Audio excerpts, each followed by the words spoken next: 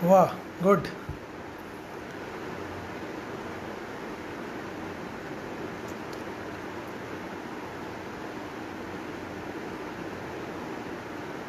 मेरी आवाज़ आ रही है? आप लोग बताइएगा।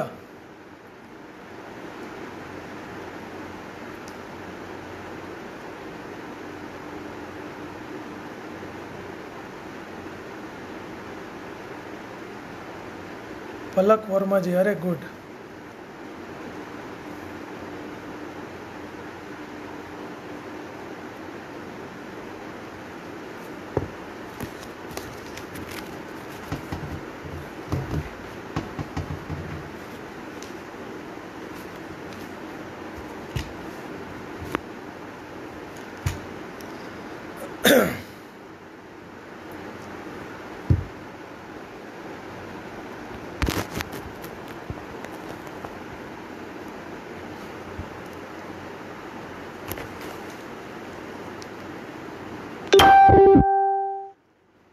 राज किशोर जी नमस्कार, राज जी नमस्कार, राजेंद्र कचेर जी नमस्कार, अरे शिवम गुड,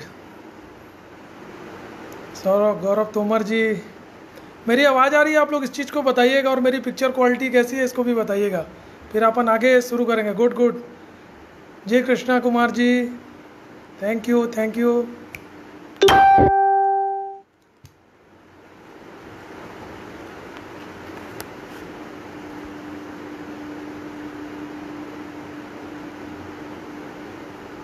बेटी तोमर जी धन्यवाद।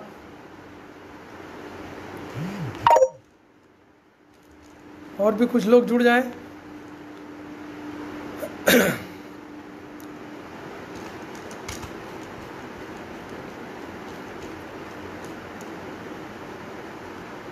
कृष्णा जी धन्यवाद धन्यवाद।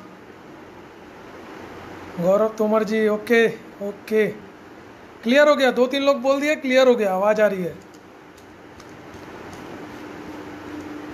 ठीक है ठीक है।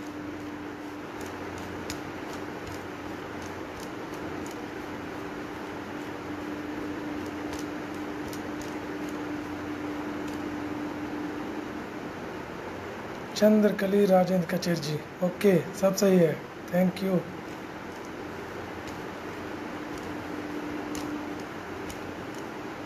जय हिंद बेटी तोमर जी, जय हिंद जय हिंद। क्या ना, पुलिस जहाँ पहुँचती है वहाँ ऑलरेडी सारी चीज़ें सही हो जाती हैं। उत्तरा वर्मा जी नमस्कार, आप आदरणीय हैं। Aarti Kacher ji welcome, good, thank you thank you. आप ही लोगों का मार्गदर्शन है कि आज मैं लाइव आया हुआ हूँ। और सबसे पहले तो मैं सभी को अपना नमस्कार, प्रेम, मेरे से जो छोटे हैं उनको बहुत सारा प्यार। और सबसे पहले मैं, मेरे बारे में बहुत सारे लोग जानते भी होंगे, पर परिचय देना ज़रूरी है, क्योंकि किसी भी लाइव में और किसी भी प्रोग्राम में सबसे पहले इंसान का परिचय होना चाहिए। राजू सिंह जी स्वागत, धन्यवाद। तो पहले तो मैं अपना नाम बता दूं। मेरा नाम है नंद कुमार वर्मा, और मुझे पूरे ज़िले में मुनो वर्मा के नाम से जानते हैं, जो मेरा निक नेम है। और आप कभी भी हमारे छत्तीसगढ़ में, हमारे कोरिया डिस्ट्रिक्ट में आएंगे, मनेंद्रगढ़ में आएंगे, तो आप मुझे मोना वर्मा के नाम से भी कहीं भी पूछेंगे तो लोग एकदम तुरंत बता देंगे कि हाँ वो फलाने जगह में है, आप उनसे मिल सकते हैं, उनसे बात कर सकते हैं। अनामिका राजपूत जी, अरे हमारी बड़ी बहन है, धन्यवाद। आप लोगों का ही आशीर्वाद है, बड़ों का आशीर्वाद रहेगा तभी तो हम लोग आगे बढ़ेंगे। राज कचेर जी शुभकामनाएं, अरे आपकी शुभकामनाएं हमारे साथ हमेशा रहेंगी। एक बार अपनों से संबंध जुड़ गया फिर तो कैसे टूटेगा। तो मैं अपना परिचय दे रहा था, तो मैं पहले बता दूं कि मेरा नाम तो मैंने आपको बता दिया। और मेरे परिवार में बहुत सारे लोग हैं, बहुत बड़ी फैमिली है। मेरे बड़े पिताजी, जो एक्चुअली मैं जो रहने वाला हूँ मझौली सीधी जिला का एक छोटा सा गांव है, छोटा नहीं उसको बड़ा ही बोलेंगे, अब वो धीरे धीरे नगर पंचायत बन गया है।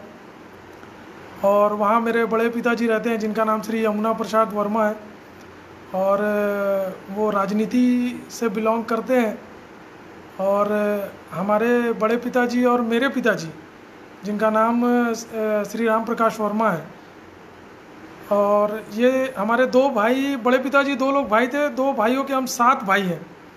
मतलब बड़े पिताजी के 5 और हम 2। तो वो तो उधर ही रहते हैं। और एक्चुअली क्या, मेरे पिताजी की नौकरी आज से 30-40 साल पहले जब इधर कोलफील्ड एरिया में लगी SECL में, तो वो इधर आ गए, तो हम लोग इधर आ गए। तो अब वही है कि मेरा जन्म जो हुआ वो छत्तीसगढ़ में हुआ, और छत्तीसगढ़ में होने के कारण अब, हालांकि मैं निवासी तो छत्तीसगढ़ का ही हूँ, पर जो बोलते हैं ना कि पूर्वजों की जो जन्मभूमि और कर्मभूमि, वो मझौली है। तो मेरे बड़े पिताजी तो हमेशा वहीं रहे हैं, मझौली में ही। उनको आप लोग मेरे ख्याल से सीधी के सभी लोग जानते हैं, और भी सारे लोग जानते हैं यमुना प्रसाद वर्मा जी को, और बहुत अच्छे से जानते हैं। मतलब मेरे से ज़्यादा उनको लोग जानते होंगे। मैं तो समाज में अभी जुड़ा कुछ दिनों से, और आज मैं आप लोगों के सामने जो आज आया हुआ हूँ, संध्या तोमर जी, अरे आप भी आ गए हैं, गुड। तो आज जो मैं इस लाइव में आया हूँ, तो इसमें बहुत बड़ा योगदान राज जी का है, पूरन भारद्वाज जी का है, आरती जी का है। ये तीनों मुझे, मतलब कोविड के बहुत पहले से मुझे बुलाने का प्रयास कर रहे थे, पर आप लोग जानते हैं कि पुलिस का जॉब कैसा है। तो उस समय तो बहुत ज़्यादा ड्यूटी चल रही थी, तो मैं उस समय नहीं दे पाता। अभी भी समय निकला है तो अच्छा है, आप लोगों से चर्चा हो रही है, तो ऐसा है। तो फिर मैं जहाँ पर था कि मैं अपना परिचय दे रहा था, तो मेरे पिताजी जब यहाँ SECL में आए, तो बहुत पहले की बात है, तब तो खैर मेरा जन्म भी नहीं हुआ था। मेरा जन्म यहीं खोंगा पानी, मनेंद्रगढ़ से 9-10 किलोमीटर में खोंगा पानी एक ग्राम पंचायत है, नगर पंचायत, जो हमारे छत्तीसगढ़ के सबसे बड़ी नगर पंचायत है। वहाँ मेरा जन्म हुआ।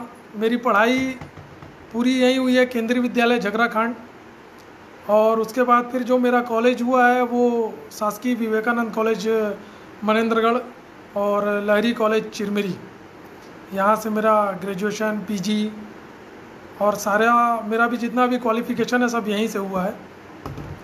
हम लोग 2 भाई हैं और 2 बहन, तो जिसमें सबसे छोटा मैं ही हूँ। मेरा जो बड़े भाई साहब हैं, उनका नाम अरुण कुमार वर्मा है, उनको भी लोग जानते होंगे, अपने समाज के लोग भी जानते होंगे। उनका काम ट्रांसपोर्ट का है, 2-3 गाड़ियाँ उनकी चलती हैं, तो वो उसी पे रहते हैं। मेरी जो बड़ी बहन है, वो उनकी शादी हमारे मनेंद्रगढ़, छत्तीसगढ़ में जो कोरिया ज़िला है, कोरिया ज़िले में एक बैकुंठपुर है, जैसे एक सीधी के पास में आपका बैकुंठपुर है। विजय कचेर जी, नमस्कार नमस्कार। तो जैसे बैकुंठपुर में एक सीधी के पास एक बैकुंठपुर है, वैसे ही हमारे छत्तीसगढ़ में कोरिया डिस्ट्रिक्ट में भी बैकुंठपुर है, जो हमारे कोरिया ज़िले का मुख्यालय है। तो जो हमारे जीजा जी हैं गिरीश चंद्र राजपूत जी, वो उनके यहाँ हमारी बड़ी वाली सिस्टर हैं अनामिका राजपूत। अभी वो इस लाइव को देख भी रही है और मेरा हौसला बढ़ा रही हैं पीछे से, धन्यवाद। और जो हमारी मेरे से जो बड़ी वाली सिस्टर है, वो सीधी में है। हमारे जो उनके ससुर जी का नाम है श्री मदन लाल कचेर, और जो मेरे जीजा जी हैं उनका नाम है विवेक कचेर। काजल श्रृंगार पैलेस सीधी में है, सीधी के लोग अच्छे से जानते होंगे उनको। और ठीक है, तो ये हम लोग 4 लोग हैं यहाँ पर, भाई बहन। अभी राखी में तो दोनों बहनें आई हुई हैं। तो बेटी तोमर जी, जी आप जानती होंगी उनको, आंचल कचेर जिनका नाम है, आप उनको जानती होंगी अच्छे से। तो आज जो अपन इस लाइव में आए हैं, तो देखिए बहुत सारी बातें हैं करने के लिए, तो बहुत सारी बातें हैं, मतलब 1 घंटा भी कम पड़ जाएगा, पर मैं ज़्यादा किसी का समय नहीं लूँगा, क्योंकि सबका समय कीमती है। जिस तरह मैं अपना समय निकाल के आज आया हूँ आप लोगों के बीच में, तो वैसे ही सारे लोग इस लाइव को देखने के लिए आज इकट्ठे हुए हैं अपने अपने घर में, सब अपना अपना बिजी शेड्यूल। क्या अब देखिए हमारा समाज जो है अब ये धीरे धीरे बहुत बड़ा होते जा रहा, क्योंकि ऑलरेडी जिस के माध्यम से मैं आज इस पेज पर लाइव आ रहा हूँ। ऑलरेडी इसमें 4700 लोग जुड़ चुके हैं और ये वाकई में बहुत बड़ी उपलब्धि है कि हमारा समाज भी अब आगे अग्रसर बढ़ते जा रहा है। और कंटिन्यू अभी मैं देख रहा था पिछले मतलब कोविड के पहले से जो कुछ अधिवक्तागण हमारे सामने आए लाइव में, कुछ डॉक्टर्स आए लाइव में, कुछ शिक्षक आए लाइव में, सभी ने अपने अपने विचारों को रखा और वाकई में सबके विचार ऐसे थे जो कहीं ना कहीं युवा वर्ग और जो लोग हैं उनके लिए एक मार्गदर्शन है और प्रेरणा स्रोत है। तो सबसे पहले तो मैं बता दूं कि देखिए मैं बिलोंग करता हूं पुलिस विभाग से, तो मैं सबसे पहले आप लोगों से सबसे हाथ जोड़कर एक क्षमा प्रार्थना कर ले रहा हूं कि हालांकि कोशिश नहीं होगी कि वो ऐसा हो, क्योंकि 16-17 साल पुलिस विभाग में काम करने के बाद थोड़ा सा पुलिसिया एटीट्यूड और पुलिसिया रंग जो है वो आ जाता है, तो कहीं ना कहीं हमारी बातों में वो झलकता है। अतुल कचेर, चिंटू कचेर जी नमस्कार, आइए आइए। सुधीश तोमर जी धन्यवाद। शिवम गुड, शिवम से तो पुराना परिचय है फ़ोन के थ्रू। भीमसेन तोमर जी नाइस नाइस धन्यवाद। सुनील तोमर जी धन्यवाद। अक्षय कचेर गुड गुड बेटा थैंक यू। चलिए परिचय तो अपन करते रहेंगे। मैं ये बोल रहा था कि मैं देखिए मेरा जो बैकग्राउंड है, जॉब है, वो मेरा पुलिस विभाग से है। तो पुलिस में क्या ना कहीं हम लोग अपना 24/7 देते हैं, 24 घंटे हम पुलिस विभाग के लिए ही हैं। और जब हम इस विभाग को ज्वाइन करते हैं तो ज्वाइन करने के बाद देखिए हम जो शपथ लेते हैं ट्रेनिंग के दौरान, उसमें हमको बताया जाता है, जैसे मध्य प्रदेश में चलता है देशभक्ति जन सेवा, तो ये एक जो पुलिस का लोगो है, ये लोगों की पहले की पुलिस कुछ और थी। पहले के जो पुलिस वाले थे वो बहुत कम पढ़े लिखे लोग आते थे। हालांकि पुलिस में भर्ती होती है 10वीं से ही, आप 10वीं पास करिए, पुलिस की भर्ती दीजिए और आप भर्ती हो जाएंगे। तो पहले के लोग क्या थे बहुत कम पढ़े लिखे लोग आते थे, तो वो ज़्यादा जागरूक नहीं होते थे, उनको इससे मतलब नहीं था। तो पुलिस की छवि आज भी समाज में बहुत सारे लोग खराब करके रखे हैं। और अब क्या है कि जो लोग आ रहे हैं वो पढ़े लिखे लोग आ रहे हैं।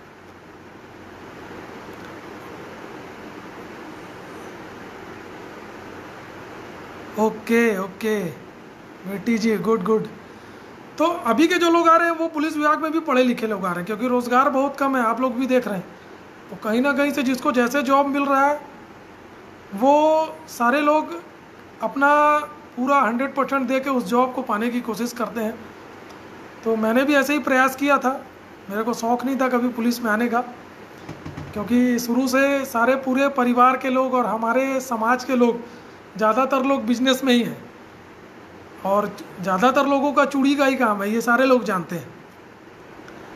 पर यह है कि आदमी जब अपने शहर से गांव से बाहर निकलता है, जैसे जैसे लोग जाते हैं बाहर तो क्षेत्र बढ़ता है।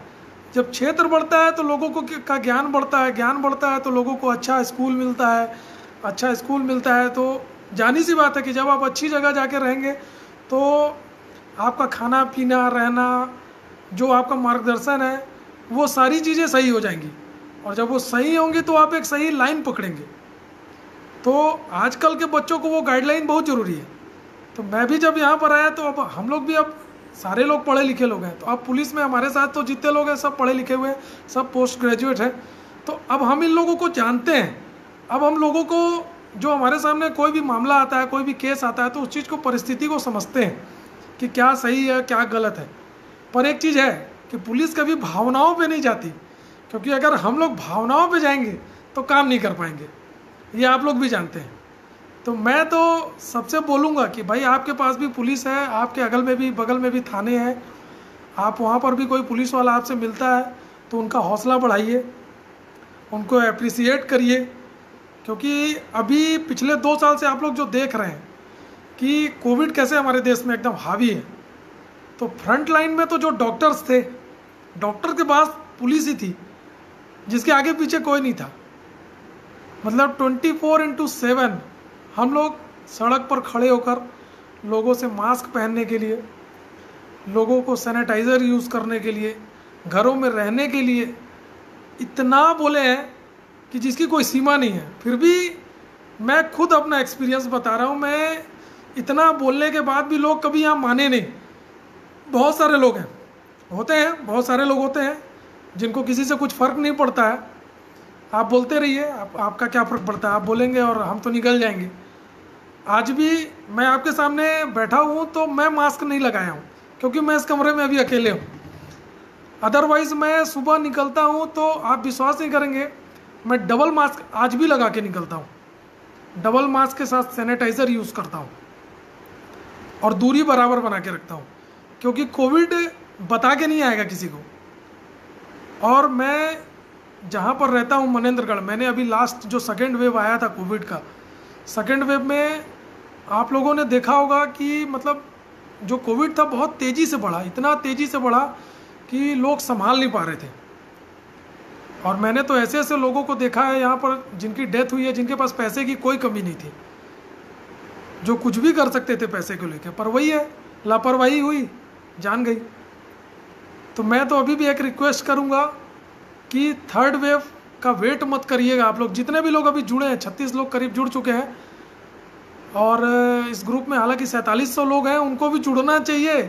ये थोड़ा हमारे समाज की एक नाकामी है कि लोग एक्टिव नहीं रहते हैं, क्योंकि ये प्रोग्राम बहुत दिनों से चल रहा है। आज पहली बार ये लाइव का प्रोग्राम नहीं चल रहा है। तो जुड़िए, थोड़ा सा समय समाज के लिए निकालिए, तो वो एक बेस्ट रहेगा। लोगों से जुड़ेंगे तो कहीं ना कहीं आपका फायदा ही होगा, क्योंकि आज का युग ऐसा है, देखिए आपका साथ देने वाला कोई नहीं है इस दुनिया में। आप मर रहे हो तो लोग मरने देंगे, पर अगर आप किसी को जानते हो, अभी जो इस लाइव के माध्यम से कितने डॉक्टर्स आ चुके हैं, अभी पूरा महीने लाइव डॉक्टर्सों का चला, तो कहीं ना कहीं देखिए वो आपकी जान बचा सकते हैं। अगर आपके पास उनका नंबर है, जान नहीं बचाएंगे, आप उनके पास नहीं पहुंच सकते, फिर भी आपके पास नंबर है, आप उनसे कंसल्ट कर सकते हैं। आपको, अच्छा राज जी, सर जी आपको सभी देख रहे हैं, लेकिन आपको देखेंगे वही जो आपके फ्रेंड लिस्ट में है। मेरे फ्रेंड लिस्ट में बहुत सारे लोग हैं राज जी, मेरे फ्रेंड लिस्ट में करीब लगभग 5000 लोग हैं और 300-400 लोग वेटिंग में हैं। उसके बाद मैंने पेज बनाया, पेज में भी 1200-1300 लोग हैं, जुड़ गए हैं। चलिए, ये लाइव तो आगे भी चलते रहता है और रिपीट भी रहता है, जिसको देखना है वो देख लेगा।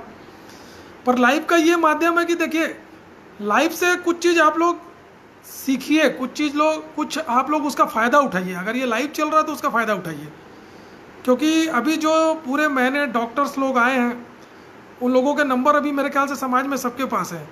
और अभी लोगों का खान पान, रहन सहन सब इतना बिगड़ चुका है कि लोग कहीं ना कहीं से बीमार हैं। मैं ऑलरेडी खुद बीमार था, 4 साल कंटिन्यू हैदराबाद में मेरा ट्रीटमेंट चला है। और धन्य है ऐसे डॉक्टरों का जो आज भी मानवता जिनके पास है, और जो पैसे को नहीं देखते और पेशेंट को देखते हैं। मैं तो खुद अभी मतलब सिर्फ मेडिसिन से ठीक हुआ, सर्जरी होने के बाद, तो बहुत अच्छा लगता है। तो मैं तो यही बोलूँगा कि लाइव का फ़ायदा उठाइए। और बहुत सारे लोग, 37 लोग, देखिए मेरे बोलने से थोड़ा 2-3 लोग बढ़े हैं, अभी जुड़े हैं। तो मैं बोल रहा था कि देखिए, मैं अभी जो भी मेरा लाइव चलेगा, अगर मेरे से कुछ अपशब्द निकलता है, कोशिश करूँगा ना निकले, पर कहीं ना कहीं शब्दों में थोड़ा सा पुलिसिया आ सकता है। अगर वो आता है तो आप लोग उसको इग्नोर करिएगा, वो ठीक रहेगा। मैं कोशिश करूँगा ऐसा कुछ ना हो, क्योंकि हमारा जो डिपार्टमेंट है वो हालांकि रहता डिसिप्लिन का है, पर इतने लोगों को दिन भर ट्रैकल करना पड़ता है कि आप समझ सकते हैं। शिवम तोमर जी, 2 गज दूरी, मास्क है जरूरी, एकदम सही, क्योंकि मास्क है तो आपका जीवन है, और अभी भी यही चल रहा है। मास्क नहीं लगाएंगे, कौन आपके बगल में छींक के चला जाएगा। अभी तो ऑलरेडी वायरल चल रहा है, लोग कोविड को भी सर्दी खांसी का नाम दे रहे हैं, लोग टेस्ट कराने नहीं जा रहे हैं। तो लोगों को ऐसा नहीं करना चाहिए। मैं तो बोलूँगा, अभी प्रेजेंट में मेरे एक एसडीओपी हैं, अभी नारायणपुर में, बस्तर में है, वो अभी कुछ दिन पहले आए हुए थे वहाँ। वो मेरे साथ स्कूटी में बैठ के मैं उनको मनेंद्रगढ़ में घुमाया, और घुमाने के 3 दिन बाद पता चला, वो फ़ोन करके बता रहे हैं कि मैं पॉजिटिव हो गया हूँ। और जैसे ही पॉजिटिव हुए तो हमारे जो प्रेजेंट में एसडीओपी हैं वो भी टेस्ट कराए, वो भी पॉजिटिव निकल गए। तो कहीं ना कहीं दिमाग में एक स्ट्राइक कर रहा था कि जब दो लोग निकल सकते हैं तो मैं भी क्यों नहीं निकल सकता हूँ। और ठीक 2 दिन बाद मुझे भी सर्दी खांसी हुई तो मेरे को थोड़ा टेंशन हुआ। घर में छोटे छोटे बच्चे हैं, परिवार है पूरा, माँ है, पिताजी हैं, सारे लोग हैं, तो थोड़ा टेंशन हुआ। एक दिन भर फीवर था तो मैं माना नहीं, मैंने घर में बुला के कोविड टेस्ट कराया। तो एंटीजन टेस्ट कराया, एंटीजन में मेरा निगेटिव आया। उसके बाद अब मुझे हैदराबाद जाना था, फ्लाइट में RT-PCR कंपलसरी है, फिर भी मैंने जाके टेस्ट कराया। और मैं कॉन्फिडेंट था कि हालांकि पॉजिटिव नहीं हो सकता मैं, क्योंकि कंटिन्यू मेरे को दोनों वैक्सीनेशन हो चुका है फरवरी में ही मैंने दोनों वैक्सीन। अच्छा, एक चीज़ आप लोगों से अपील करूंगा कि भाई समाज के जितने भी लोग हैं जो वैक्सीन नहीं लगवाए हैं वो वैक्सीन जरूर लगवाएं, क्योंकि वैक्सीन लगवाने के बाद ही आपका जीवन सुरक्षित है। एक चीज़ मैं बता दूं, वैक्सीन लगवाने के बाद आप ये मत सोचिएगा कि आपको कोविड नहीं होगा। कोविड होगा पर आपकी जान सुरक्षित है, आप मरोगे नहीं। ये तो 110% सत्य है। इतने सारे डॉक्टर्स आए हैं, उन लोगों ने भी बताया होगा। कोई डॉक्टर हो आपके टच में, आप उनसे भी बात कर सकते हो, वो लोग बताएंगे आपको। तो वैक्सीन एकदम कंपलसरी है। जो लोग नहीं लगवा रहे हैं उनको भी आप लोग जागरूक करिए, भैया वैक्सीन लगवाओ, इसी में सार है। क्योंकि अब ये कोविड ना एक फ्लू की तरह रहेगा, जैसा नॉर्मल फ्लू होता है ना, अपन टेटनस का इंजेक्शन लगाते हैं, वो भी एक वैक्सीन ही है। किसी का हाथ कट जाता है ना तो लोग बोलते हैं अरे टेटनस लगवा लेना, ऐसा नहीं है। एक्चुअल में टेटनस को हर 6 महीने में लगवाना चाहिए, मेरी जानकारी जितनी है। मैं डॉक्टर नहीं हूँ, फिर भी डॉक्टरों से बहुत संपर्क है, क्योंकि और पुलिस दोनों एकदम भाई भाई हैं, चोली दामन का साथ रहता है। तो भाई जो भी ज्ञान मुझे मिलता है मैं आज उसको शेयर कर रहा हूँ। तो मुझे जो जानकारी मिली है कि टेटनस का इंजेक्शन भी आप लोग हर 6 महीने में लगवाइए, क्योंकि वो भी लगवाने के 15 दिन बाद ही वो काम करता है, वो भी वैक्सीन है, इंजेक्शन। देखिए कनेक्शन के कारण थोड़ा सा पॉज हो गया था, उसके लिए मैं क्षमा प्रार्थी हूँ। लाइव में थोड़ा ज़्यादा लेता है, मैं अपने लाइव को ज़्यादा बड़ा भी नहीं करूँगा। तो चलिए, ये सारी तो बातें हैं, इसको आप ध्यान रखिए। और मैं जहाँ परिचय दे रहा था तो मैंने आपको बता दिया कि मेरे पिताजी और बड़े पिताजी तो मझौली के हैं, और वो मेरे पिताजी यहाँ SCCL में वर्क करने के लिए आए हुए थे, जॉब उनकी यहाँ पे लगी है, और SCCL एम्प्लॉय वो पूरे 40 साल काम किए। और मेरा बड़ा सौभाग्य है, और हम चारों भाई बहनों का सौभाग्य है कि पिताजी वहाँ से निकल कर यहाँ आए और यहाँ जॉब किए, जिस कारण आज हम लोग इस स्थिति में हैं कि अब आप देख सकते हैं, मैं आपके सामने अगर बात कर रहा हूँ तो ये हमारे माँ बाप का ही कर्म है कि आज हम लोग इस स्थिति में हैं। उनका तो ऋणी हर बच्चा रहेगा अपने माँ बाप का। तो मैंने पिताजी के बारे में बता दिया। मेरी माता जी जो है उनका नाम श्रीमती सावित्री वर्मा है, और वो रहने वाली धनपुरी की है। धनपुरी में सुभाष चौक है। मेरे बड़े मामा वो भी सुहागपुर में SCCL में थे, मेरे श्रेष्ठ नारायण कचेर, स्वर्गीय श्रेष्ठ नारायण कचेर जी। और मेरे छोटे मामा अभी भी हैं, GM ऑफिस में हेड अकाउंटेंट हैं, श्री गणेश प्रसाद कचेर, उनको भी लोग जानते होंगे। तो मेरा जो ननिहाल है वो धनपुरी का है। तो पूरा ननिहाल और मेरा टोटल हम लोग कॉलरी बेल्ट के ही लोग हैं। तो चलिए, परिचय तो लगभग हो ही गया है, ज़्यादा समय बर्बाद ना करते हुए अपन आगे बात करते हैं। तो मैं सबसे पहले आप लोगों को बताना चाहूँगा, देखिए मैं जिस डिपार्टमेंट से हूँ तो मैं कोशिश करूँगा कि आज अगर मैं लाइव आया हूँ तो इसका फ़ायदा पूरे समाज के लोगों को मिले। तो सबसे पहले तो मैं देखिए आप लोगों को बता दूं कि अभी प्रेजेंट में हर इंसान को बहुत सतर्क होकर रहने की ज़रूरत है, चाहे वो आदमी हो, चाहे वो औरत हो, चाहे वो लड़की हो, चाहे वो लड़का हो, चाहे वो बच्चा हो। क्योंकि पिछले 2 साल से कोविड चल रहा है। कोविड होने के कारण सारे स्कूल कॉलेज सारे बंद हैं, और अभी क्या हो रहा है कि सारे लोग ऑनलाइन क्लासेस चला रहे हैं टोटल। तो मुझे लगता है कि अगर घर में 2 बच्चे हैं तो दोनों बच्चों के पास फ़ोन होगा। फ़ोन है, ठीक है, आप लोगों ने फ़ोन दे दिया, पर मेरा सबसे निवेदन है कि फ़ोन सिर्फ और सिर्फ स्कूल तक या क्लास तक ही सीमित रखिए। क्योंकि साइबर क्राइम जो होता है वो बहुत बड़ा चीज़ है। उसमें सबसे 99% साइबर क्राइम नाम ही इसीलिए दिया गया है क्योंकि वो फ़ोन के थ्रू होता है, और फ़ोन से ही देखिए क्या होता है कि अभी प्रेजेंट में सारे बच्चे ऑनलाइन चल रहे हैं, और जब आप ऑनलाइन चलते हो, किसी सिम को एक्टिवेट करते हो, तो जानी सी बात है कि आपके पास बहुत सारे मैसेज आएंगे।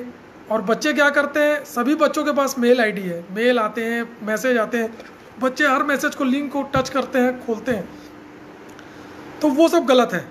अपने बच्चों को ऐसा करने मत दीजिए, एकदम मत करने दीजिए, क्योंकि कहीं ना कहीं वो पढ़ने के साथ साथ, वो पढ़ाई तक तो सीमित है, पर पढ़ाई के बाद वो कहीं ना कहीं दूसरे तरफ भी जाएंगे। क्योंकि आज ठीक है, आप रोकोगे उनको कि भाई आप फ़ोन में ये मत करो, व्हाट्सअप मत चलाओ, फेसबुक मत चलाओ। हालांकि आजकल पूरा सोशल मीडिया का जमाना है, लोग जितना सामने बात नहीं करते उतना फेसबुक और व्हाट्सअप में बात कर लेते हैं।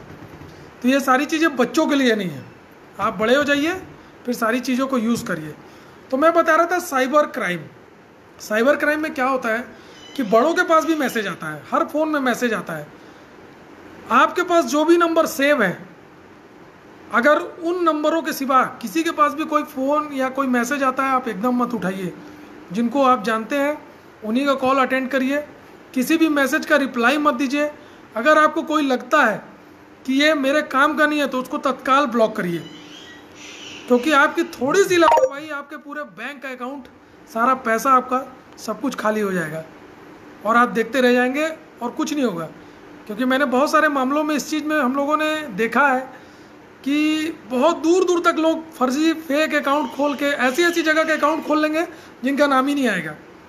पुलिस को भी बहुत समय लगता है उसको करने के लिए, और परेशानी अलग है, पैसा आपका चला जाएगा। मेरे साथ एक वाकया हुआ था, हमारे मनेंद्रगढ़ में एक मामला हुआ था।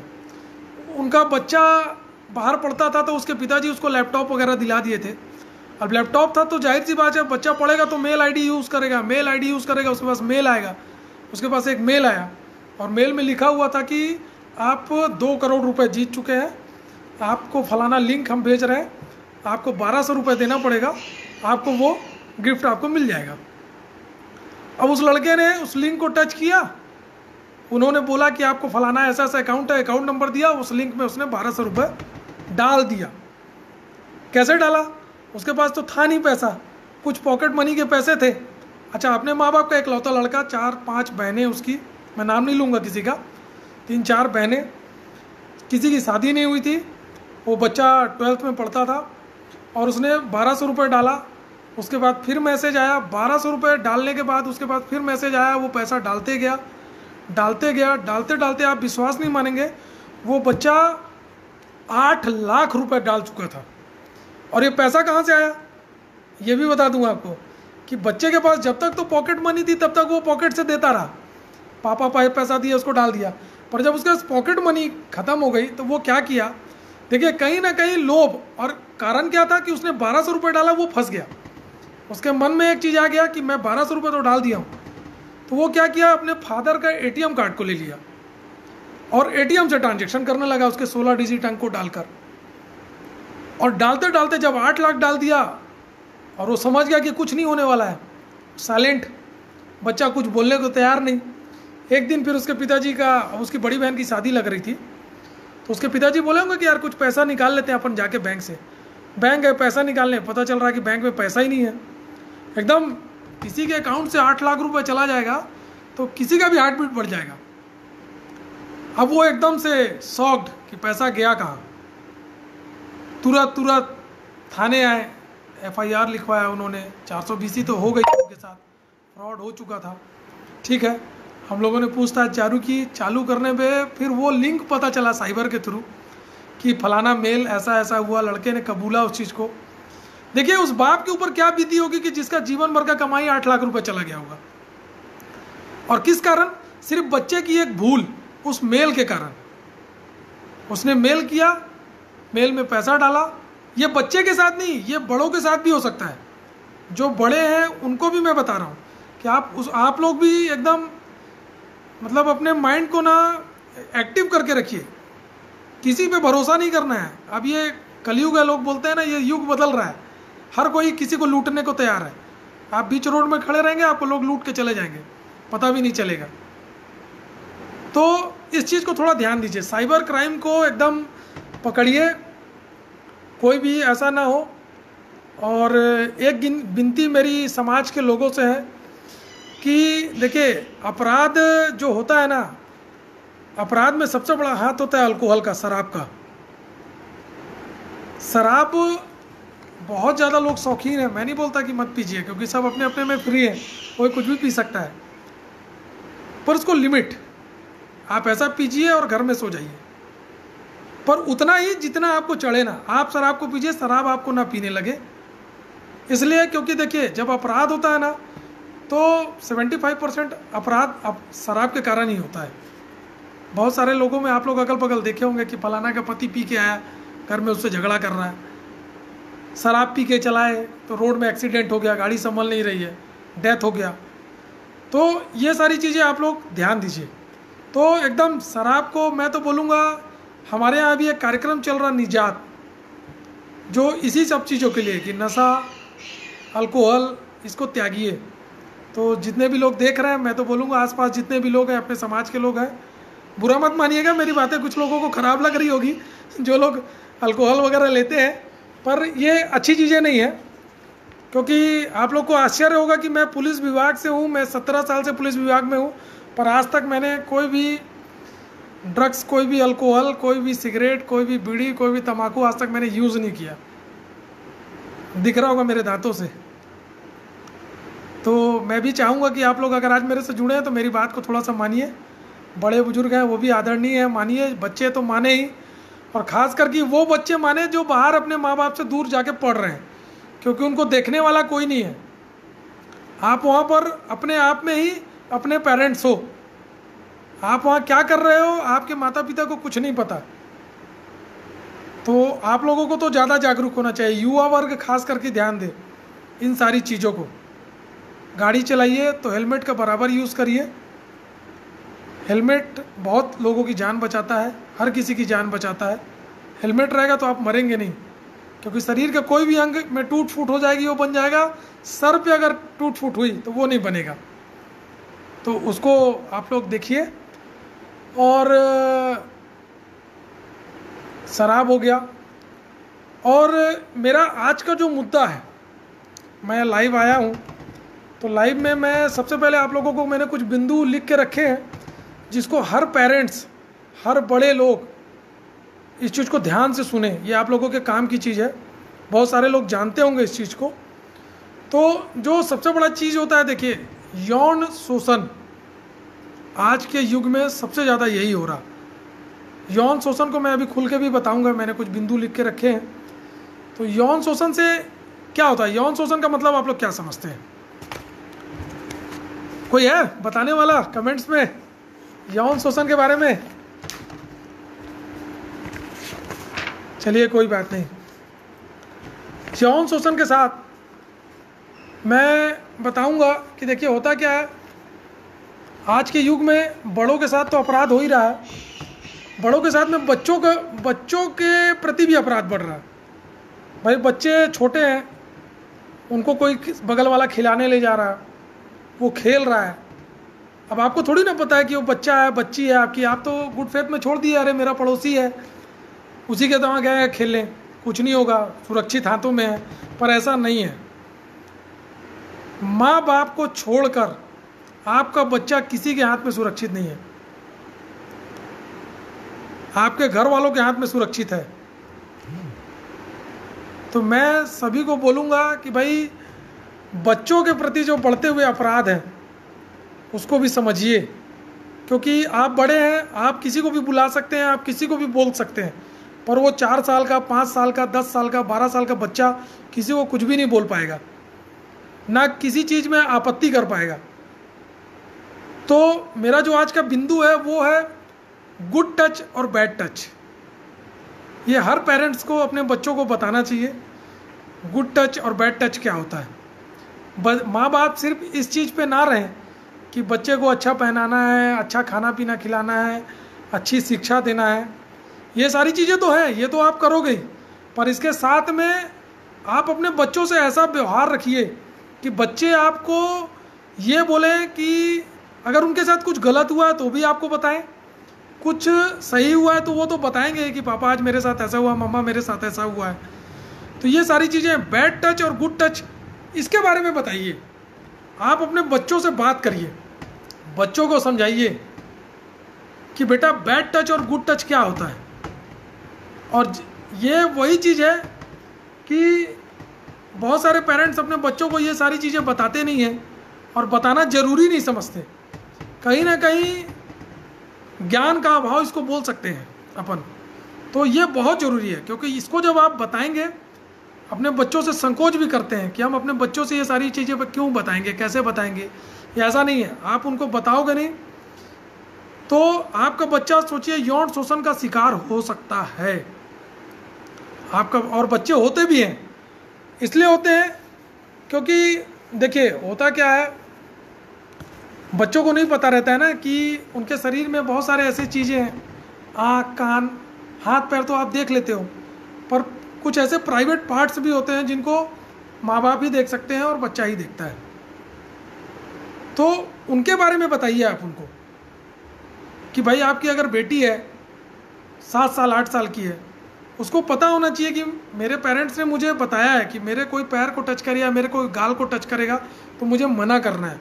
बच्चा उसका विरोध करे, क्योंकि जब तक बच्चा फील कर रहा, आप किसी बच्चे का अगर गाल टच कर रहे हैं और उसे अच्छा लग रहा तो उसके लिए वो गुड टच है। पर अगर वहीं कोई बच्ची है और उसका आप गाल पकड़ रहे, उसको एकदम अच्छा नहीं लगा, वो उसके लिए बैड टच है।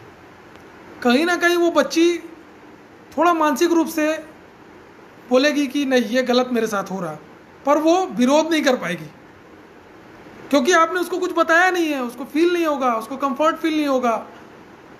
तो ये सारी चीज़ों को बताइए और बच्चों को अपने शरीर का मालिक बनने दीजिए। बच्चे को पता होना चाहिए। मैंने कुछ बिंदु लिखी है, उसको मैं आपको पढ़ के बता रहा हूँ कि देखिए, जब बच्चा 3 से 4 साल का हो जाए तो उन्हें समझाइए कि उनके शरीर पर केवल उनका ही अधिकार है और किसी का नहीं। अगर बच्चा 4 साल का हो जाता है तो उसके शरीर में सिर्फ उसका अधिकार है और किसी का नहीं। तो अगर किसी के द्वारा उसके शरीर को छूना अगर उससे अच्छा नहीं लगता है तो वो एकदम प्रॉपर उसका कड़ा विरोध करे, उसको विरोध करना चाहिए। और ये कौन सिखाएगा? पेरेंट्स सिखाएंगे। तो उसको विरोध करना सिखाइए, बच्चे को बोलिए, बच्चे को ना कहना सिखाइए, बच्चे को का आत्मविश्वास इतना बढ़ाइए कि बच्चों के मन से डर दूर हो जाए। और जब डर दूर हो जाएगा तभी बच्चा बोलेगा कि मेरे साथ गलत हो रहा कि मेरे साथ सही हो रहा। तो इस चीज़ को आप बताइए, ये बहुत ज़रूरी है। और ख़ास करके बच्चों के व्यवहार पर नज़र रखिए, क्योंकि आप कंटिन्यू अपने बच्चों से हेल मेल में रहेंगे, आप उनसे मिलेंगे, बच्चा कैसा करता है, बच्चा आपसे कैसा बात कर रहा, बच्चे के साथ कुछ गलत तो नहीं हुआ, बच्चे का व्यवहार में कोई चेंज तो नहीं हुआ। तो ये सारी चीज़ें हैं जिनको बच्चों को बताना चाहिए। बच्चे को बताइए गुड टच और बैड टच के बारे में बताइए। बच्चों को बताइए कि वो आपके साथ हर चीज़ शेयर करें, हर चीज़ को बताएं। और सबसे बड़ी चीज़ है, देखिए मैं तो बोलूँगा बच्चों को उनकी शरीर की जो संरचनाएं हैं उसके बारे में बताइए। इसमें शर्माने वाली कोई बात नहीं है, शर्माने से कुछ नहीं होगा। शर्माएंगे तो आपका बच्चा कहीं ना कहीं यौन शोषण का शिकार होगा, जो आपको पता भी नहीं चलेगा। तो इस चीज़ों को बताइए बच्चे को। इसमें मैंने कुछ लिखा है अपने बुक से। हम अपने बच्चों को समझा सकते हैं कि हमारे शरीर में कुछ अंग ऐसे भी होते हैं जिनको, देखिए मैं जो अभी बता रहा था कि जो होते हैं जिनको हम सिर्फ और सिर्फ देख या छू सकते हैं, उन्हें हम प्राइवेट पार्ट्स कहते हैं। ठीक है, तो प्राइवेट पार्ट्स के बारे में बच्चों को पता होना चाहिए कौन है, क्या है, और बच्चे को बताएं कि शरीर के ये हिस्से को किसी को नहीं छूने देना है। यौन शोषण जो होता है ना वो वहीं से होता है। आप बच्चे को बताएंगे नहीं उसके लिए क्या सही है क्या गलत है, तो बच्चे को पता नहीं चलेगा। आपका पड़ोसी बगल में बच्चे को खिलाने के लिए ले गया है और उसके साथ वो गलत कर रहा है, तो वो कैसे करेंगे? आपसे हेल मेल है नहीं, आपको बताएगा नहीं। तो बहुत सारी चीज़ें हैं, इन सब चीज़ों को देखिए बच्चों को शेयर करना चाहिए। मैं आपको बताता हूँ गुड टच और बैड टच के बारे में मैंने लिखा है कुछ बिंदु, जिसको मैं पढ़ रहा हूँ, आप उसको सुनिए तो समझ में आएगा कि गुड टच और बैड टच। हमारा समाज जो विकसित है, ठीक है, इसके साथ ही हमारे मनुष्य की आपराधिक भावना भी बढ़ रही है। समाज जितना ही ज़्यादा विकसित होते जा रहा उसमें लोगों को कहीं ना कहीं आपराधिक दृष्टिकोण, आपराधिक भावना, ये सब बढ़ते जा रहा है। मानव को पिछले युग में और अभी के युग में बहुत सारे बदलाव देखने को मिले हैं। ठीक है, कुछ समय पहले आपराधिक दिमाग के लोग समाज की वस्तुओं को निशाना बनाते थे, चोरी करना, लूट करना, डकैती करना, कुछ नहीं मिल रहा तो किसी को मार देना। लेकिन हाल के वर्षों में ये सारी चीज़ें बदल गई हैं। लोग अब इन सब चीज़ों से दूर होकर छोटे बच्चे, शिशुओं को निशाना बना रहे हैं। मानवता, पशुता की ओर ढलते जा रहे हैं सब लोग। ठीक है, छोटे बच्चे के, शिशुओं को लोग निशाना भी बना रहे हैं। लोग यौन शोषण की ओर आकर्षित होकर गलत कदम उठा रहे हैं। ये सारे लोग जानते हैं, मेरे को बताने की ज़रूरत नहीं है। फिर भी आज मैं इस लाइव के माध्यम से जो मेरे पास जानकारी है, मैं कोशिश करूँगा कि ये आप लोगों को समझ में आए। तो देखिए, शिशुओं को वो लोग ना निशाना बना रहे हैं, जो अपने यौन शोषण के लिए आकर्षित कर इनका गलत इस्तेमाल कर रहे हैं। होना जाना कुछ नहीं है, फिर उनके मन में ये जो धारणा बन गई है यौन के, जो यौन शोषण है, उसके कारण वो उस बच्चों को भी यूज़ कर लेते हैं। चाहे वो छोटी बच्ची हो, चाहे बड़ा बच्चा हो, उनसे क्या फ़र्क पड़ता है? उनको कुछ फ़र्क नहीं पड़ता। वो कुछ देर का रहता है, जब वो अपराध हो जाता है उसके बाद समझ में आता है कि हमने गलत कर दिया। तो ये तभी हम रोक पाएंगे जब बच्चों को हम समझाएं, उनको बोलें, उनको बताएं कि अच्छा क्या है, उनको विरोध करना सिखाएं। बच्चा इस चीज़ को समझे कि मेरे को अगर कोई टच कर रहा है तो मैं तुरंत किसी को बुलाऊं, मुझे अच्छा नहीं लग रहा तो मैं किसी को बुलाऊं। तो ये सारी चीज़ें हैं। और ये सारी चीज़ें इसलिए भी होती हैं क्योंकि जो आपराधिक किस्म के लोग होते हैं, जिनको ये करना है, उनको पता है कि बच्चे छोटे हैं, वो विरोध नहीं कर सकते, वो कुछ बोलेंगे नहीं, उनके पेरेंट्स उनके पास नहीं है, इसीलिए ये सब होता है। तो बच्चों को सिखाएं, गुड टच बैड टच के बारे में बताएं। बच्चे स्कूल जाते हैं तो बच्चे स्कूल में बसों से जाते हैं, बसों में भी भाई ड्राइवर है, कंडक्टर है, खलासी है, जो बच्चों को बसों में चढ़ाता है, उनको भी चढ़ाने का तरीका देखें। ये सारी चीज़ें अपराध की श्रेणी को रोकता है।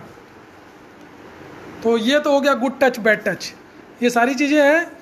अगर आप लोग को समझ में आ रही होगी तो बताइएगा, नहीं आ रही होगी तो बताइएगा, मैं इसको और विस्तृत में भी बता दूंगा। समय कम है ना।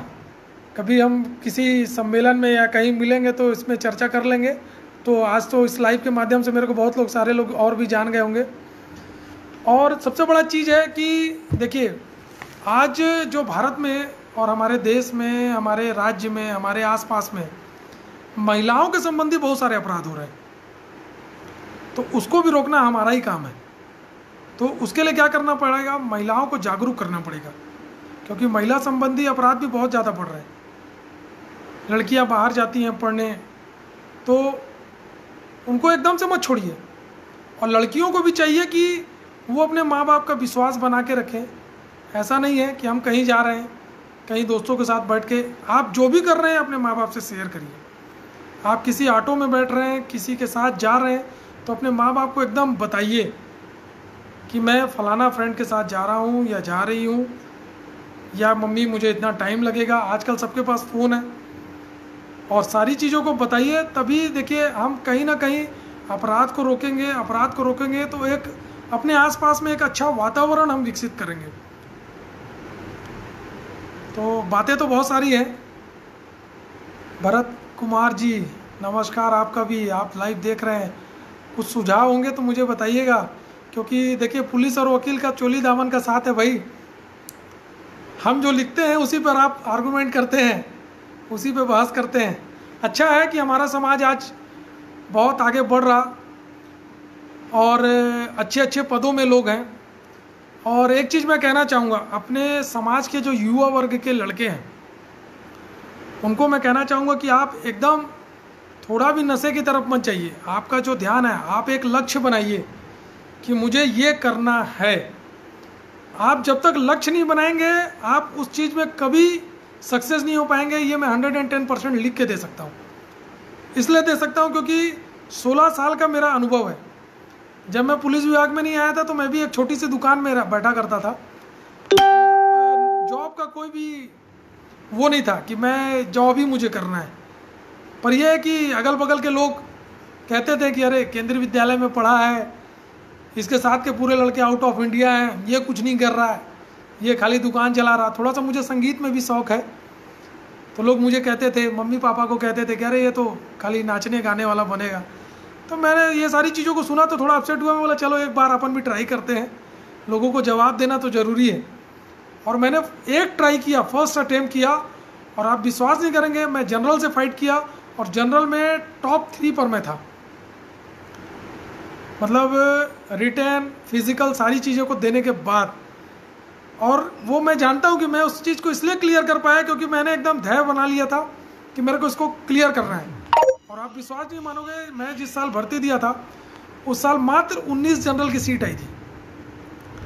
और ये मतलब एक चैलेंज था कि मेरे साथ के लोग दूसरे डिस्ट्रिक्ट से फाइट कर रहे थे क्योंकि वहाँ सीट ज़्यादा थी। और मैंने बोला कि नहीं, मैं यहीं से दूंगा, हुआ तो ठीक, नहीं हुआ तो ठीक, पर मैं अपना 100% देने की कोशिश करूँगा। और आखिरी तक मैंने सारा चीज़, मेरा सब कुछ अच्छा हुआ। मुझे पता भी नहीं था, पेपर में जब मेरा नाम आया, घर से फ़ोन आया, मम्मी मेरे को बताई कि अरे तू तो सेलेक्ट हो गया करके। मेरे को विश्वास ही नहीं हुआ कि मैं सेलेक्ट हो गया। घर गया, आशीर्वाद लिया। तो एक मेरे इस डिपार्टमेंट में आने के बाद मेरे बहुत सारे जूनियर लोग मेरे को देख के इस चीज़ को किए और आज वो भी मेरे पुलिस विभाग में। तो ये सारी चीज़ें हैं, आप एक धैर्य, एक उद्देश्य बनाइए और ऐसा मत करिए कि आप अपने माँ बाप से दूर हैं या आप कुछ कर रहे हैं तो उनकी नज़र नहीं है आपके ऊपर। आप बराबर ये मत समझिए कि आपके माँ बाप आपको देख नहीं रहे। अब समय बदल चुका है। पहले का समय था कि आप घर में झूठ बोल के कुछ भी करके आप कुछ भी कर लेंगे, पर अब कुछ भी, वो कहते हैं ना, एक कहावत है कि पुलिस अगर चाह ले तो गड़े मुर्दे से भी बुलवा सकती है। तो यही चीज़ है, सोशल मीडिया इतना हावी है कि आजकल के सारे पेरेंट्स भी जागरूक हो गए। आप लोग ये मत समझना कि हमारे माँ बाप को कुछ नहीं पता है, वो पढ़े लिखे नहीं है तो वो कुछ नहीं जानते हैं। वो आज की डेट में बहुत कुछ जानते हैं। तो मैं तो बोलूँगा कि भरसक कोशिश करूँगा, आप लोग कोई भी गलत काम मत करिए, अपना एक ध्येय बनाइए, एक लक्ष्य बनाइए, उस पर चलिए। और यही चीज़ मैं लड़कियों को भी बोलूँगा, महिलाओं को भी बोलूँगा। और सबसे बड़ी चीज़ कि अपने माँ बाप की सेवा करिए, इससे बड़ा फल कुछ भी नहीं है। गलती हर किसी से होती है, होती होगी, मेरे से भी कभी कभी हो जाती है, तो क्या बहुत सारा टेंशन रहता है हर किसी के पास। पर देखिए, जिन लोगों ने आपको पैदा करके आज इस लायक बनाया है उसका मान सम्मान जरूर करिए।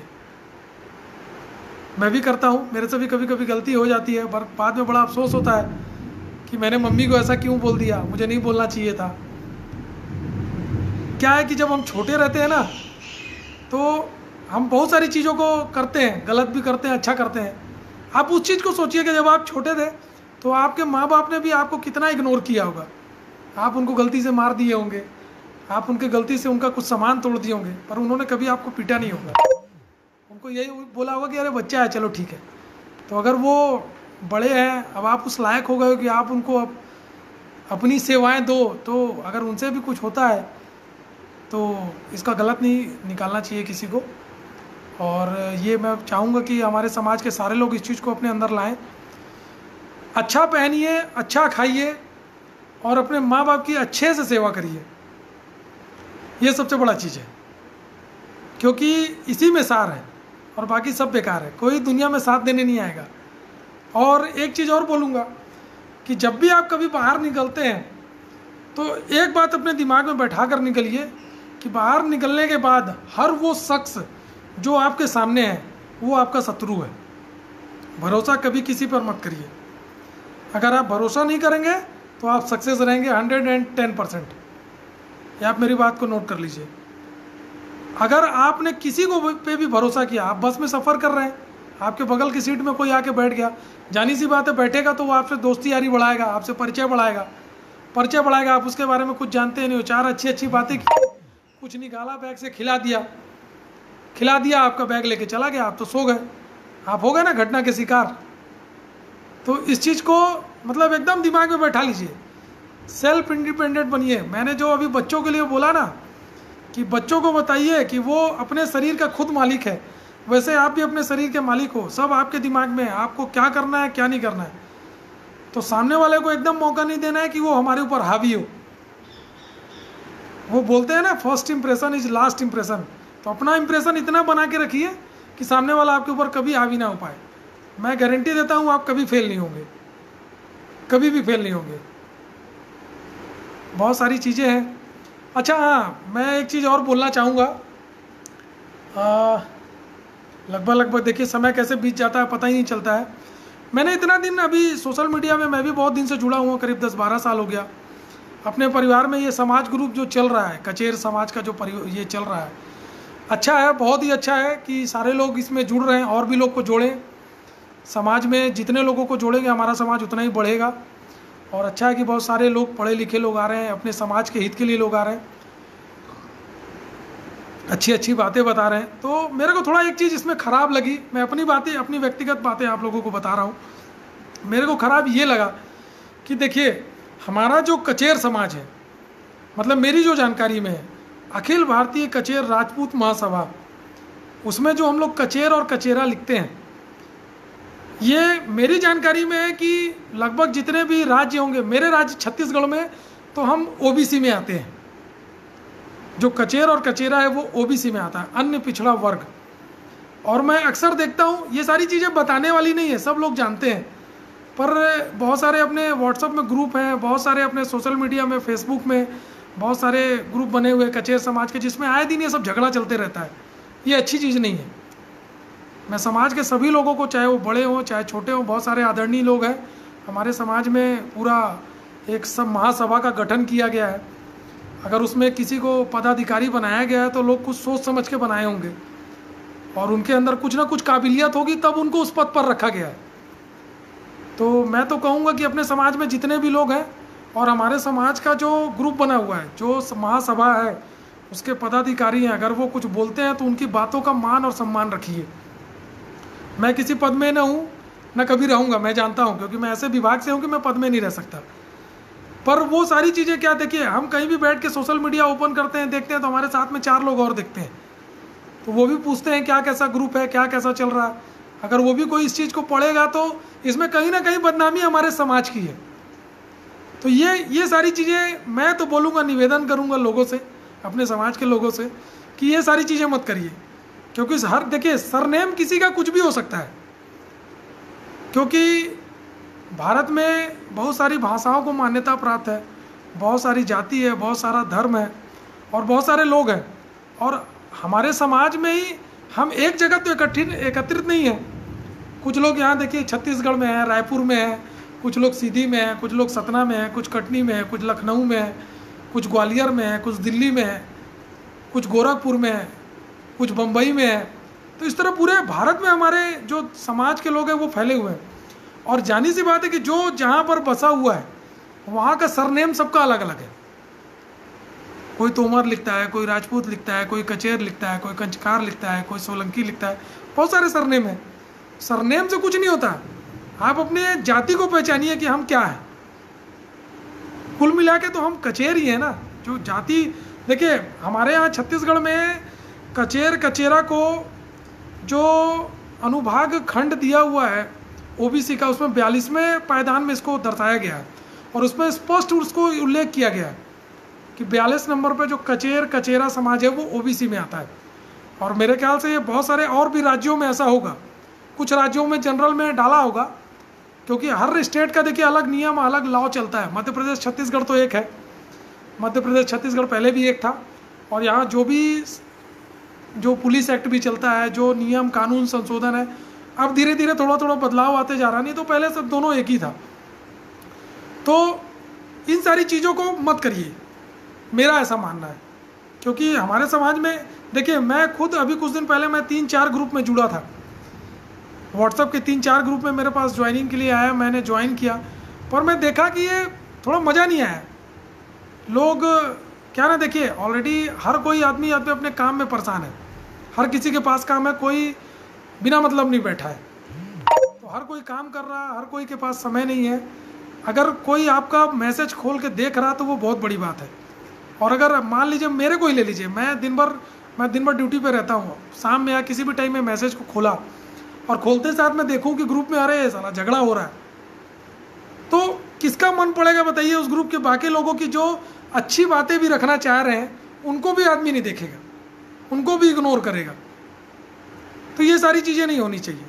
मेरे को बहुत ख़राब लगा, मैं इसी कारण से मैं 2-3 ग्रुप से लेफ्ट हो गया, और जिसकी जानकारी मैं संदीप जी को दिया, राज जी को दिया, आरती जी से मेरी बात हुई, मैं उनको भी दिया।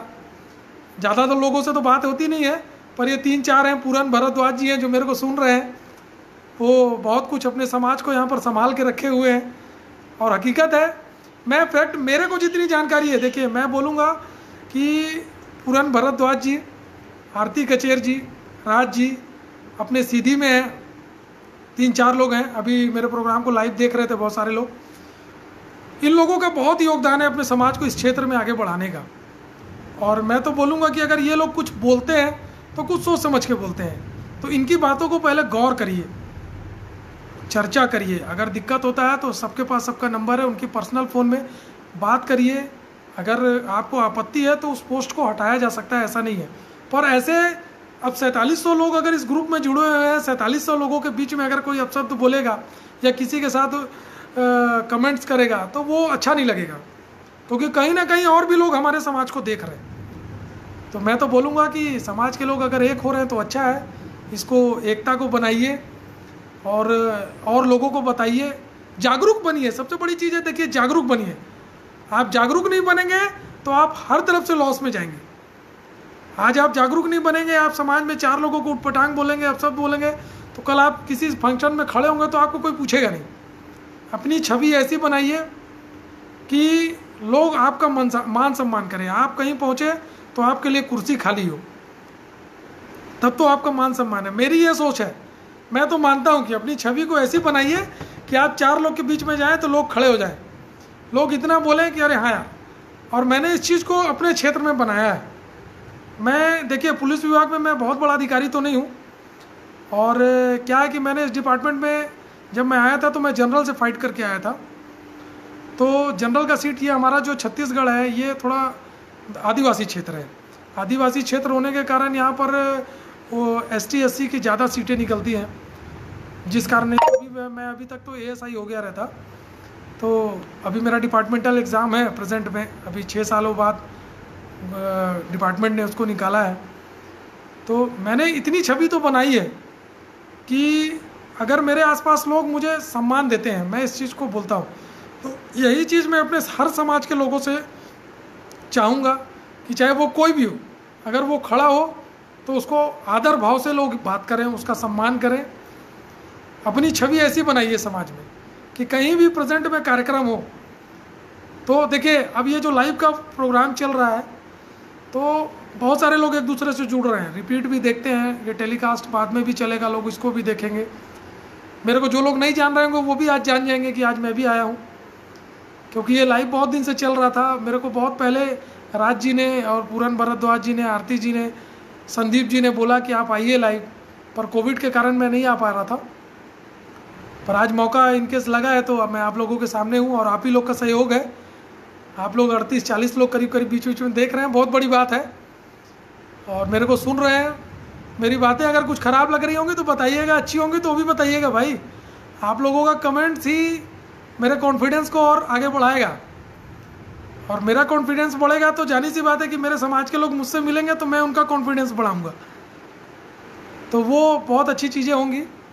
तो मैं तो बोलूँगा कि आप लोग जागरूक बनिए। और एक चीज़ आप लोगों से निवेदन है, देखिए पहले की पुलिस अब रह नहीं गई, तो हर किसी के पास पुलिस है, हर किसी के बगल में थाना है, तो आप उन लोगों का सहयोग करिए। अगर पुलिस आपसे हेल्प लेने आती है तो आप उनकी मदद करिए, क्योंकि देखिए पुलिस वाला भगवान नहीं होता है ना। पुलिस वाला, अगर मैं आज इस विभाग में आया हूँ तो आपके बीच से ही आया हूँ, तो मैं भी एक इंसान हूँ, और हर पुलिस वाले के पास मन है, दिल है, तो उसकी भी कुछ फीलिंग्स है, तो उसकी फीलिंग्स का सम्मान करिए। पुलिस वाले पहला होता था, और पुलिस वाले क्या ना, देखिए 24 आवर्स इनके इतना ज़्यादा काम रहता है कि थोड़ा मेंटली तो रहता है 24 घंटे। आप किसी वाले पुलिस वाले से, अगल बगल से पूछिएगा कि भैया आप 12 घंटे कैसे वर्दी पहन के रह लेते हो, तो वो बताएगा कि मैं 12 घंटे वर्दी पहन के खड़ा था तो मेरे अंदर क्या क्या तकलीफ़ें हो रही थी और मैं क्या कर पाया। उससे पूछिएगा कि आपने सवेरे का नाश्ता किया कि नहीं किया।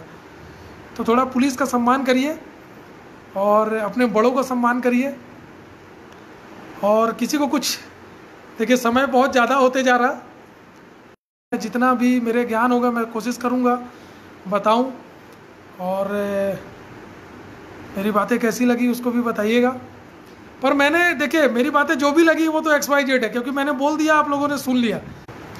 कुछ डाटा का प्रॉब्लम आ गया था, एक बार फिर क्षमा चाहूँगा, वीडियो हैंग हो गई थी, तो मैं बातों को ज़्यादा नहीं बढ़ा रहा था। मैं क्या बोल रहा था, ये फ़ोन अब चलिए, तो मैं यही बोलूँगा भाई अपने बड़ों का सम्मान करिए, और मेरे से कुछ जानकारी चाहिए तो आप लोग अभी कमेंट से पूछ सकते हैं। मेरा नंबर है, मैं उसको डाल दूँगा। अगर किसी को कभी पुलिस से संबंधित मेरे से कोई भी मार्गदर्शन चाहिए तो मेरे से ले सकता है। मैं 24/7 अवेलेबल हूँ। मेरा फ़ोन रात में भी चालू रहता है और दिन में भी चालू रहता है। अगर रहेगा तो मैं एकदम उठाऊँगा, अगर मैं बिज़ी हूँ तो फ़ोन नहीं उठाऊँगा या तो काट दूँगा, पर मैं कॉल बैक ज़रूर करूँगा। तो बहुत सारे लोग देख रहे हैं, समाज के बहुत सारे आदरणीय लोग हैं जो समाज को आगे बढ़ाने के लिए बहुत एकदम जागरूक रहते हैं।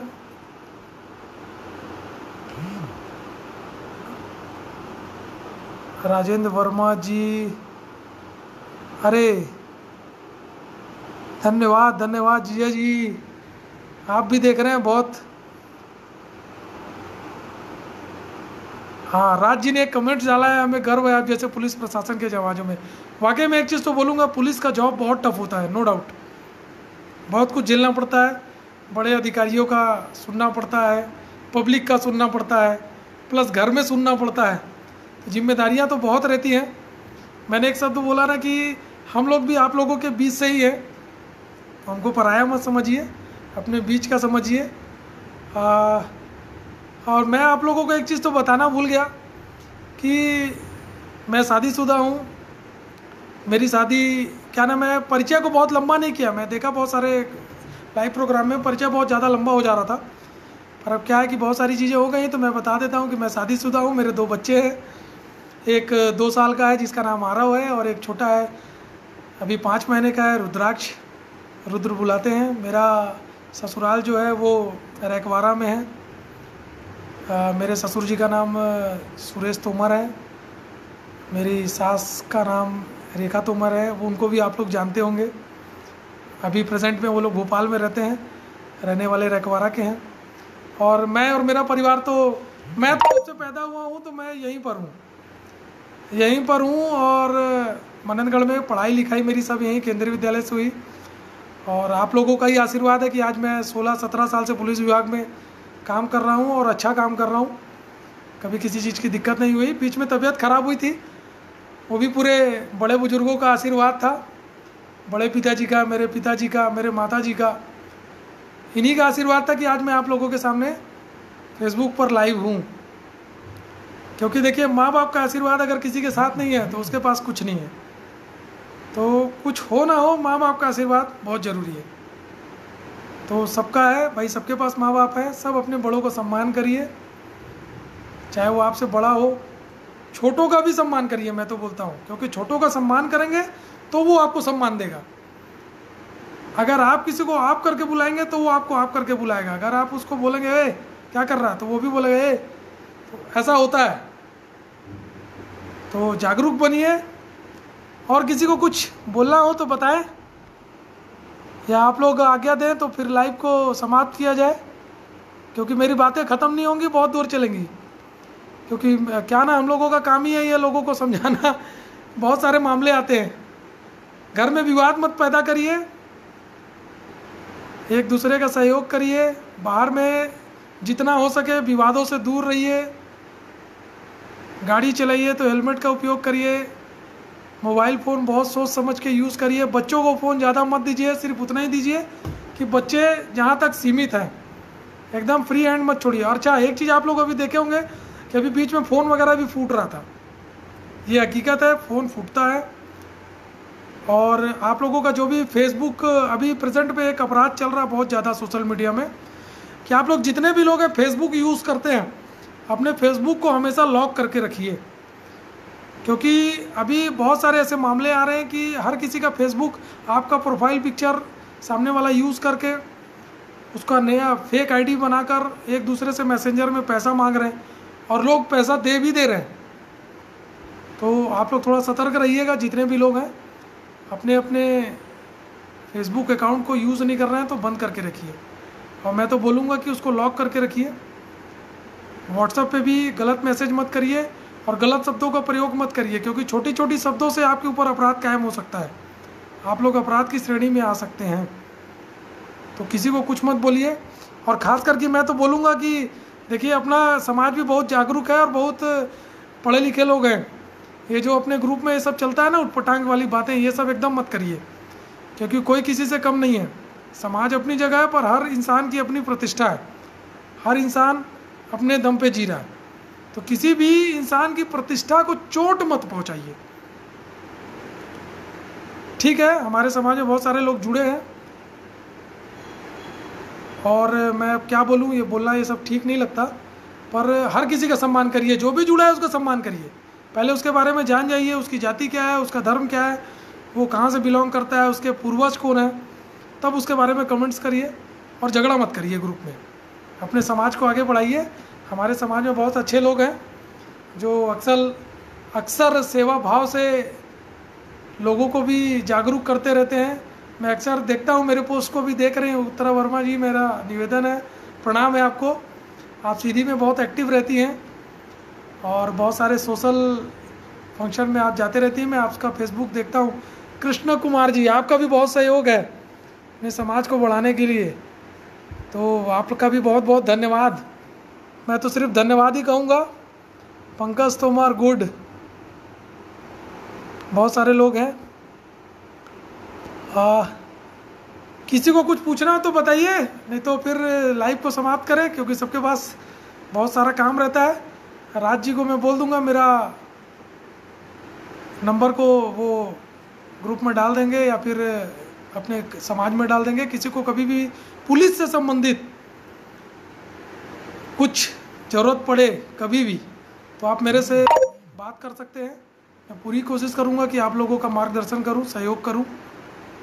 और मैं तो बोलूँगा अपने समाज को बढ़ाइए और अच्छा है, लोगों को जागरूक करिए। इसी के साथ ही मैं अपने इस लाइव को समाप्त करता हूँ तो ठीक रहेगा। और सभी को एक आखिरी बार प्रणाम बोलूँगा, क्योंकि इस लाइव को मेरे से बहुत बड़े लोग भी देख रहे हैं, मेरे से छोटे लोग भी देख रहे हैं, मेरे साथ के लोग भी देख रहे हैं। तो लाइव को समाप्त करते हैं। जय हिंद, जय भारत, जय छत्तीसगढ़। मैं छत्तीसगढ़ का वासी हूँ, इसलिए छत्तीसगढ़ की जय बोलना है, जय कचेर समाज, ठीक है। ओके, तो सभी को प्रणाम। कभी भी कोई ज़रूरत हो तो बात करते हैं, ठीक। ओके।